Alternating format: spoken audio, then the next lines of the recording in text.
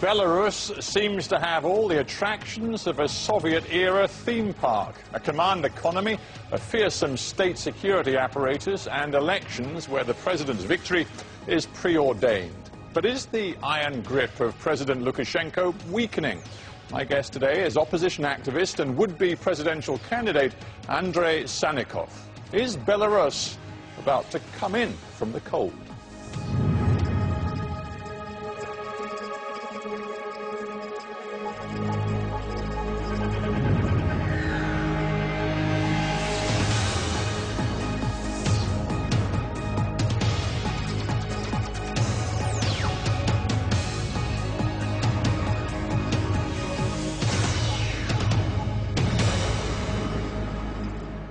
Andreem Sannikov, welcome to Hard Talk. Thank you.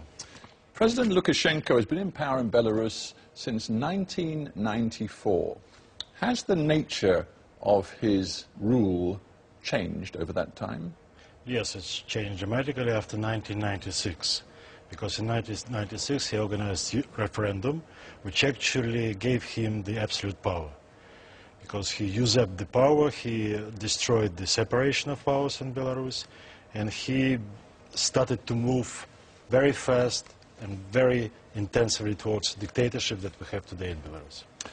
You've surprised me. I thought you might tell me that actually, yes, there has been some change and that in the last 3-4 years, Lukashenko's rule has evolved and has perhaps moderated. No, there is no sign of moderation of his rule.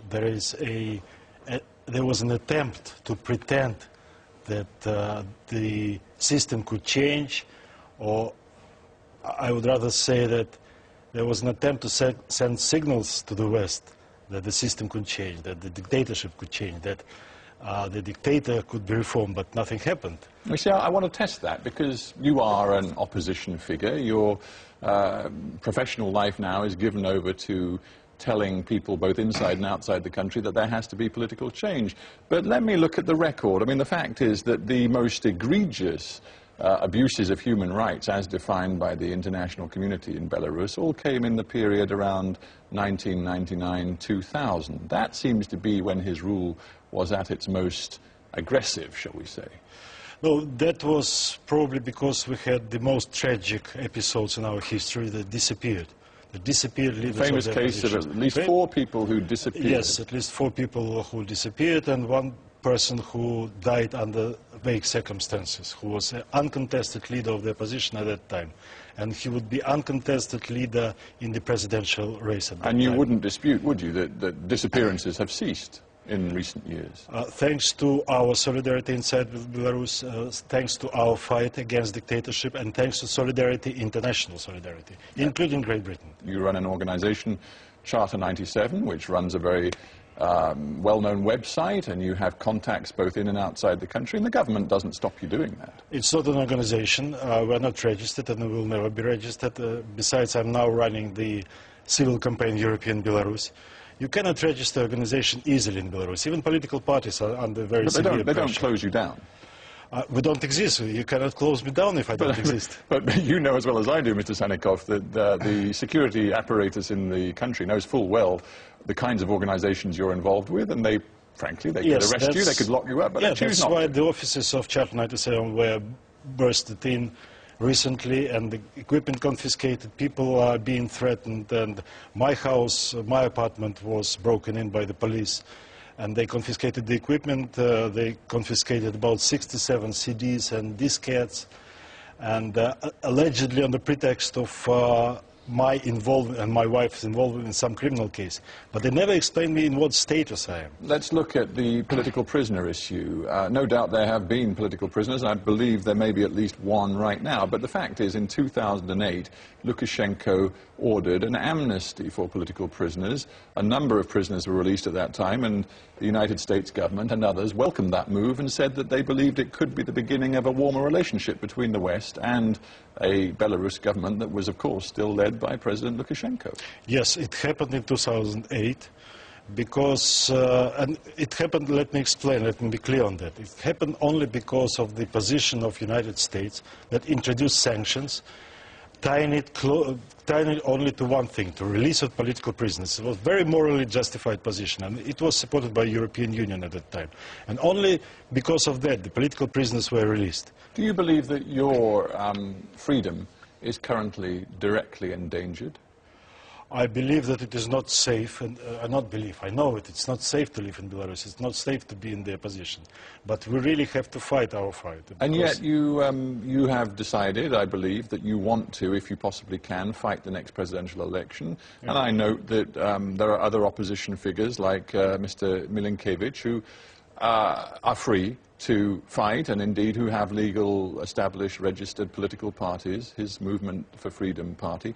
So what I'm picking away at is this idea that Lukashenko is the last European dictator, that he will not countenance any sort of dissidence or political opposition. That does not actually seem to be the case. No, it is the case, because yes, we will be entering presidential race, but we will not have access to the most effective media, like TV and FM stations, or the state-owned newspapers that have wide circulation in the country. We know that, and we know that we will not be allowed to be present at the election committees to count the votes, and even international observers will not be allowed to be present in the election committee to count the votes. And yet the last presidential election, 2006, the observers from Russia and the CIS states declared that it was free and fair. Russia for some time supported this kind of dictators international, and were supporting Lukashenko. Actually, Lukashenko is a product of Russia. And they inevitably would pronounce any election of the territory of the former Soviet Union as to be free and fair, although... so they were, in your view, they were just lying, were they? There were so many irregularities, because there is a certified body that is entitled to pronounce whether elections are free, fair or not. It is OSCE. And they come and they observe, and their conclusion was the elections were far from free and fair.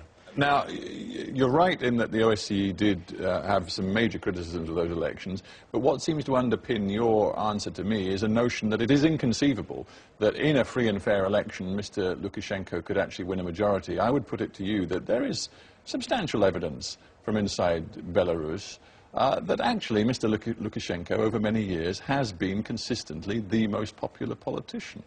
What kind of evidence? You know, the most popular politician in Soviet times was Leonid Brezhnev. Was he supported by the people? It's the same situation in Belarus, you know, because the fear is there. You asked me to build on my thesis. I'll try and build on it for you.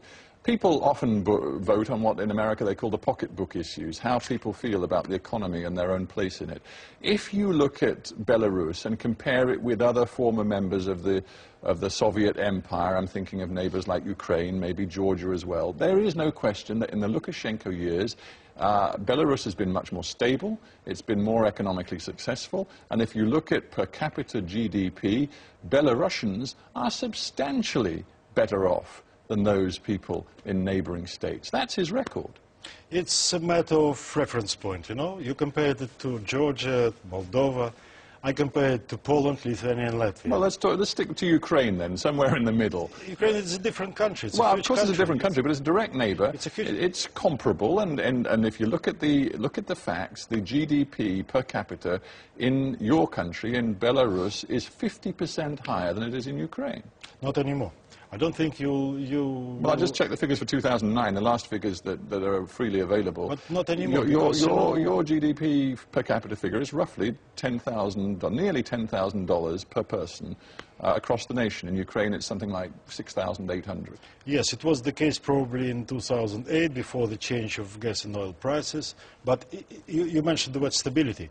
Yes, I could agree to some extent with this, but it's a miserable stability. You know, the level of this stability is miserable. The salaries, the standards of living, the quality of living is very low. So that's why I tend to compare to those who are comparable. Lithuania, Latvia, Poland, because maybe even Lithuania and Latvia. They moved ahead in gigantic steps after they joined or started to join the European Union. And Belarus, believe me, Belarus has the same potential. We have a great potential. We are much smaller countries than Ukraine. We don't have problems like other countries have, ethnic problems, religious problems. And after we acquire freedom, hopefully next year, we will move forward very quickly. Well, you've begun to make the case there for membership of the European Union, and I want to talk to you